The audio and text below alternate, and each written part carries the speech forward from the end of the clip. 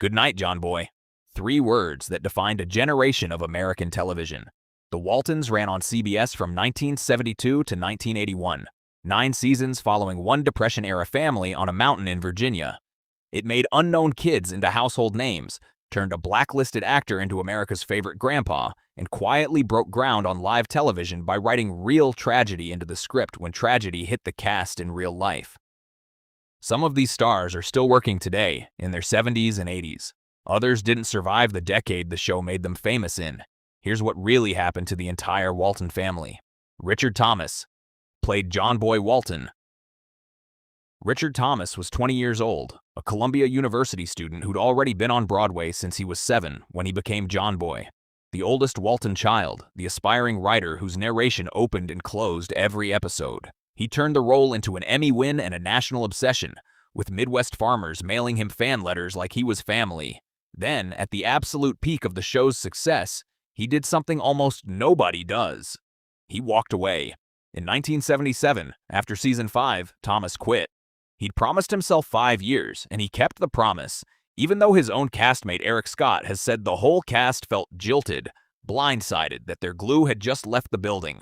Thomas refused to be trapped by John Boy forever. He built a real stage and screen career instead. Stephen King's It, The Americans, Ozark, a Tony-nominated run as Atticus Finch in To Kill a Mockingbird. Now in his 70s, he just picked up his second Tony nomination in 2026, still working, still one of the most respected character actors of his generation, and still, by his own account, in close touch with the Walton family that made him famous. Ralph Waite played John Walton Sr. Before he was America's favorite TV dad, Ralph Waite was a Marine, a Presbyterian minister, and a book editor. He didn't start acting professionally until his 30s. As John Walton Sr., the hard-working, hot-tempered patriarch, he became Papa to millions and earned an Emmy nomination doing it. Off-camera, he ran for Congress 3 separate times and lost every time. After the show ended, Waite kept working almost non-stop for 3 more decades, most memorably as Jackson Gibbs, the tough father of Mark Harmon's character on NCIS. In February 2014, an episode aired where his character died on screen. Written as a tribute after the real Ralph Waite had passed away just 1 week earlier, on February 13, 2014, at 85, from age-related illness. His manager said he'd been healthy and still working right up until the end. His Walton's daughter, Mary McDonough, called him her precious papa in her statement that day. TV Guide once ranked his Papa Walton the 3rd greatest TV dad of all time. And after playing fictional fathers on 3 different hit shows across 5 decades, it's hard to argue with that. Michael Learned played Olivia Walton. Michael Learned was the steady heart of Walton's Mountain.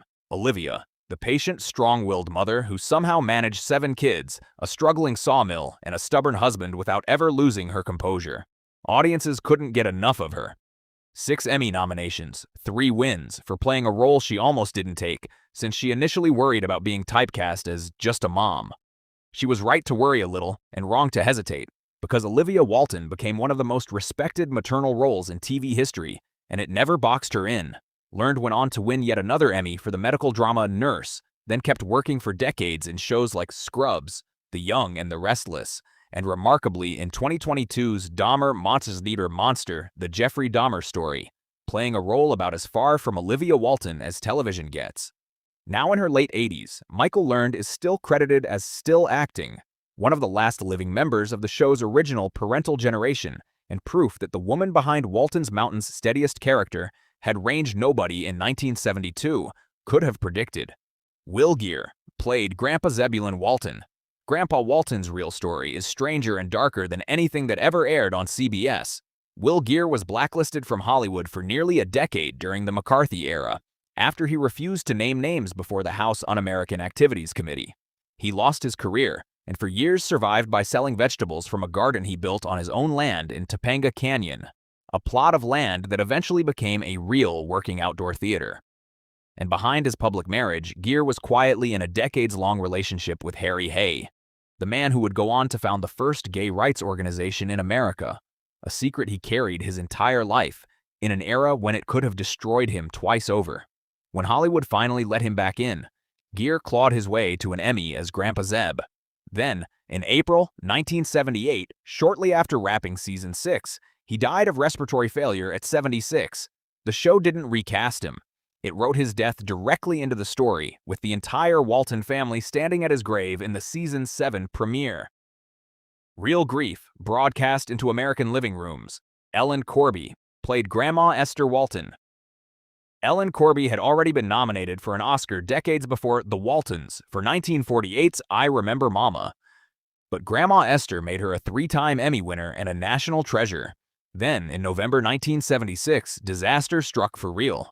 Corby suffered a massive stroke at home. She didn't show up to set.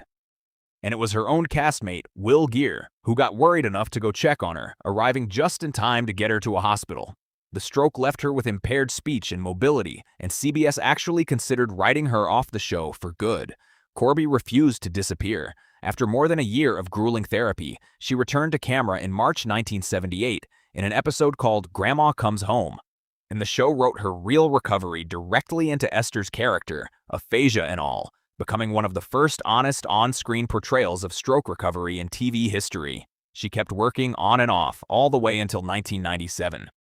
Ellen Corby died of natural causes on April 14, 1999 at 87, a woman who turned her own worst day into groundbreaking television.